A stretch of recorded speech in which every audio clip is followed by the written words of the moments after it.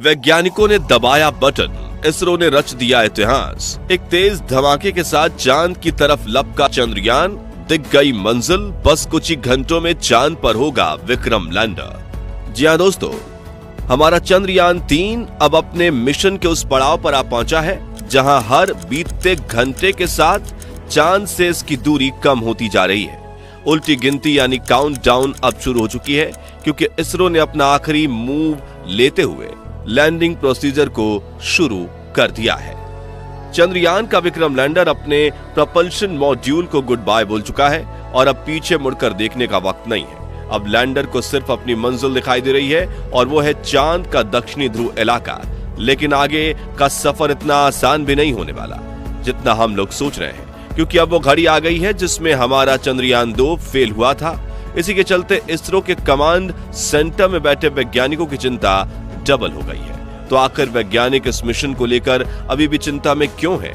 चंद्रयान अभी इस समय कहां पर है और आगे इसे और कौन कौन सी चुनौतियों का सामना करना है, जानने के लिए वीडियो को अंत तक जरूर देखिएगा।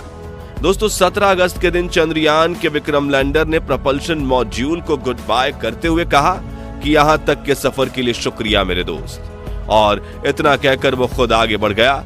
असल में यही वो पल था जब चंद्रयान 3 के लैंडिंग प्रोसीजर की शुरुआत हुई।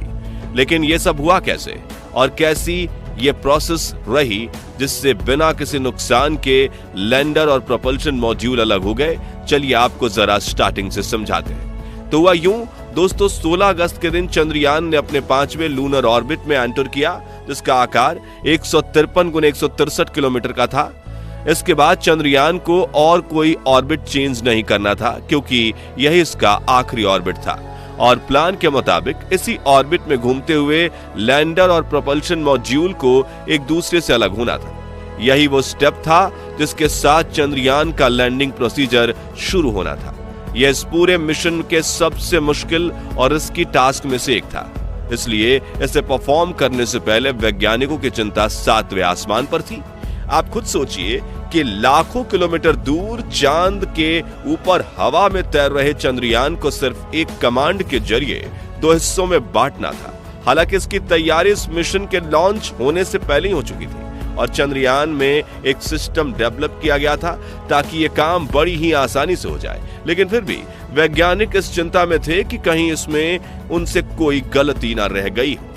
खैर, 17 अगस्त को दोपहर के करीब 1 बजे वो घड़ी आ गई जब वैज्ञानिकों को यह काम अंजाम देना था। इसके लिए बेंगलोर स्थित ISRO telemetry tracking and command network complex में बैठे एक वैज्ञानिक ने बस बटन दबाया और अगले ही पल ये विस्फोट के साथ चंद्रयान का विक्रम लैंडर अपने प्रोपल्शन मॉड्यूल को पीछे छोड़ते हुए खुद आगे बढ़ जाता है।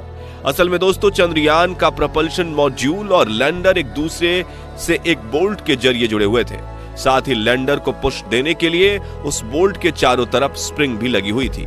तो हुआ ये कि वैज्ञानिकों ने पूरी प्लानिंग के साथ एक छोटा सा विस्फोट किया, जिससे वो बोल्ट कट गया और चंद्रयान के दोनों हिस्से एक दूसरे से अलग हो गए। अब जैसे ही बोल्ट कटा तो उसके साथ ही उसके चारों तरफ लगी स्प्रिंग स्प्रेड होकर खुल गई और उनके धक्के से लैंडर को वो पुश मिला, जिसकी मदद से वो प्रोपल्शन मॉड्यूल को पीछे छोड़कर खुद आगे बढ़ गया। यही वो पल था जब लैंडर मॉड्यूल में लगे आई सिस्टम ने यहां तक के सफर के लिए प्रोपल्शन मॉड्यूल का शुक्रिया अदा किया का बड़ा और इसी के साथ चंद्रयान का लैंडिंग प्रोसीजर भी शुरू हो गया। आपको बता दें कि इस पूरे मिशन का भारत के खिलाफ षड्यंत्र रचने वाला चीन भी हुआ है। इसके चलते इसरो के वैज्ञानिक रूस अब 2 गुना चौकन्ने होकर अपने काम को अंजाम दे रहे हैं। 17 अगस्त को लैंडर और प्रोपल्शन मॉड्यूल के अलग होने के बाद बारी थी लैंडर, उन्होंने तो ट्वीट करके रूस को बधाई दे दी और कहा है कि चलो चांद पर मिलेंगे। बूस्टिंग स्टार्ट करने चंद्रयान 3 इस वक्त चांद की कक्षा में 18 अगस्त का दिन तय किया गया था। खबर ये है कि प्लान के अनुसार इसरो वैज्ञानिक ने शाम को 4 बजे के आसपास लैंडर मॉड्यूल में लगे इंजन चालू किए और विपरीत दिशा में 3 फायर करते हुए लैंडर को थोड़े से नीचे वाले ऑर्बिट में धकेल। दरअसल यहाँ गौर करने वाली बात यह है कि डीबूस्टिंग करने से पहले लैंडर और चंद्रयान मॉड्यूल दोनों ही एक ही कक्षा में की ओर लेकिन एक दूसरे से अलग होकर चक्कर लगा रहे थे। अब लैंडर मॉड्यूल अपने ऑर्बिट को और ज्यादा छोटा करते हुए आगे बढ़ चुका है, जबकि propulsion मॉड्यूल अभी भी चांद की 5वीं कक्षा में चक्कर लगा रहा है। अब आप में से काफी सारे लोगों के मन में ये सवाल आ रहा होगा कि लैंडर तो चलो चांद की सतह पर उतरने के लिए आगे बढ़ गया, लेकिन propulsion मॉड्यूल का क्या होगा? क्या इसका काम सिर्फ यहीं तक था या इसरो इसे अभी किसी और काम में लेने वाला है? तो दोस्तों आपको बता दें कि propulsion मॉड्यूल आने वाले कई सालों तक इस कक्षा में इसी तरह चक्कर लगाता रहेगा, लेकिन इसकी ये मेहनत वेस्ट नहीं जाएगी, बल्कि इसरो इसकी मदद से कई तरह के रिसर्च कामों को अंजाम देगा। दरअसल इसरो ने propulsion मॉड्यूल में the स्पेक्ट्रोपोलिमेट्री of habitable planet earth, जिसे शॉर्ट में शेप नाम दिया गया है, और उस पेलोड को डाला हुआ है और इसकी मदद से पृथ्वी के चारों ओर मौजूद हवा का अध्ययन किया जाएगा। साथ ही ये इस चीज पर भी रिसर्च करेगा कि हवा में बादल कैसे बनते हैं और लाइट उन बादलों पर कैसे टकराती है। इधर उधर इस रिसर्च से पृथ्वी जैसे दूसरे हैबिटेबल प्लैनेट्स को खोजने में मदद मिलेगी, यानी propulsion मॉड्यूल अभी काफी समय तक हमारे लिए बहुत ज्यादा काम आने वाला है।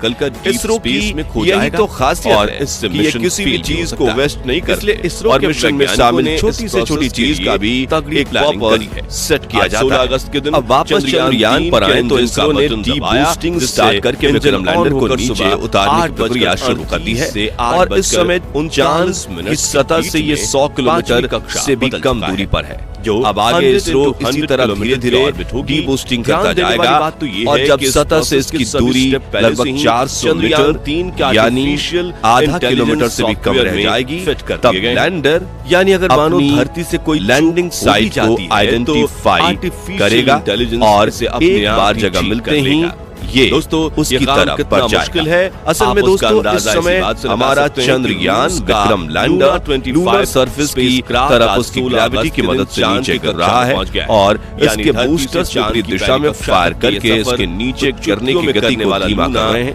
साथ ही इनकी मदद से लैंडर को स्टेबल भी रखा जा रहा है, और साइंस की भाषा में इसे सॉफ्ट लैंडिंग कहते हैं, क्योंकि इसरो अगर चाहे तो वो अपने बूस्टर्स को फायर किए बिना चंद्रयान को ऐसे ही नीचे गिरने दे सकता है, लेकिन इस तरह की लैंडिंग को हार्ड लैंडिंग कहा जाता है। और यही वो पल था जब लैंडर मॉड्यूल में लगे आईपीएस सिस्टम ने यहाँ तक के सफर के लिए हालांकि मॉड्यूल का भी सॉफ्ट लैंडिंग ही करना चाहते थे, चंद्रयान का लैंडिंग खराबियों की वजह से क्रैश हो गया। आपको बता दें कि उन्हीं गलतियों को सुधारते हुए इसरो ने 4 साल बाद अपना चंद्रयान 3 मिशन लॉन्च किया। वैज्ञानिक जो अब 2 गुना मंजिल के बेहद करीब पहुंच चुका है। आपको बता दें कि लैंडिंग सॉफ्ट हो ये सुनिश्चित करने का काम वैज्ञानिकों से ज्यादा लैंडर में लगे ऑनबोर्ड कंप्यूटर सिस्टम और उसके बिल्ट-इन एआई का है। या कह लें इस समय विक्रम लैंडर किसी इंसान की कमान पर नहीं बल्कि अपने खुद के कंप्यूटर सिस्टम या कहें ऑटो पायलट मोड पर आगे बढ़ रहा है। प्लान के अनुसार इसरो के वैज्ञानिक लाखों किलोमीटर दूर 4 बजे के आसपास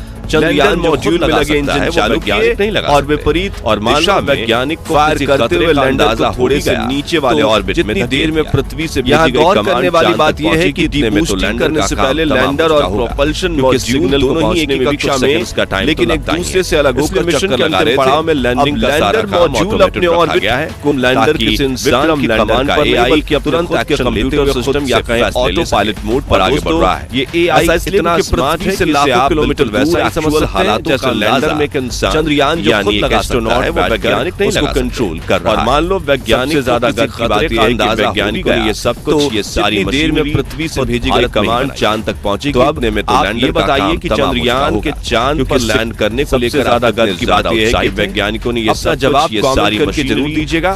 बाकी हमारी आज के इस वीडियो में बस इतना। आप ये बताइए कि चंद्रयान से चांद पर लैंड करने को लेकर आप अगर आप चैनल पर नए हैं तो चैनल को अपना जवाब कमेंट करके जरूर दीजिएगा। बाकी हमारी आज के इस वीडियो में जल्दी ही ऐसी वीडियो अच्छी लगी हो तो इसे लाइक और शेयर जरूर करना, और अगर आप चैनल पर नए हैं तो चैनल को सब्सक्राइब